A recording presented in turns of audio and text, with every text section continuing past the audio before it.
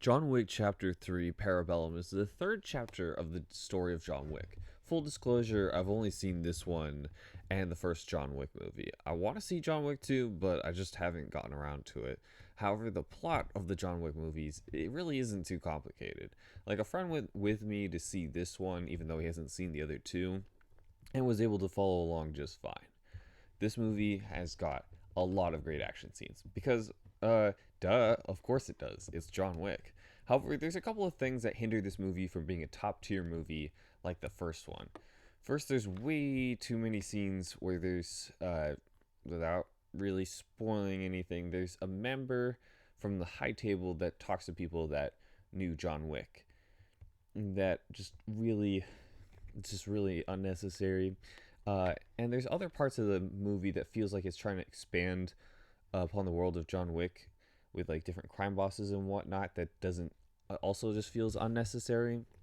Where the first one had like a simple story, it really hit home because it was so like condensed and felt more grounded because it was just one man, John Wick, up against this like mob boss. It was just more straightforward, and it it didn't need to be complicated. And then there's a couple things that happen in this movie that don't make sense for some of these characters in the movie to do, but thankfully it's not too much. But trying not to spoil anything, there's a couple of moments where you're like, okay, not sure why they did that, but okay. Thankfully, the fight scenes are really good. There's one that was dragged out a bit too long but for the most part, it's a good time.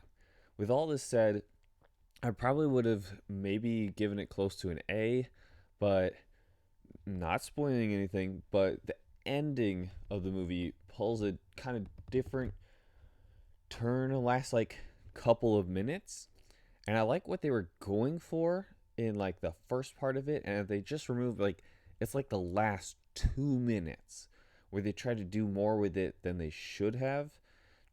It could have been like an A tier movie, or maybe a bit higher, but for me, with some of the pacing and like setting up too much stuff, which they might have set up in number two, but it feels like they were trying to set up even more in this one, presumably.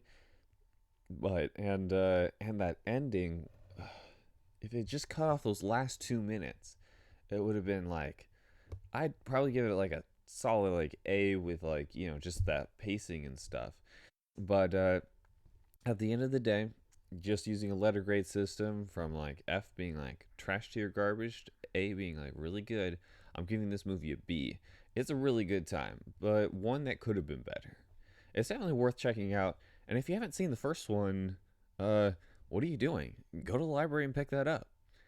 Anyway, thanks for watching or listening. And seriously though, if you haven't seen John Wick 1, go check that out.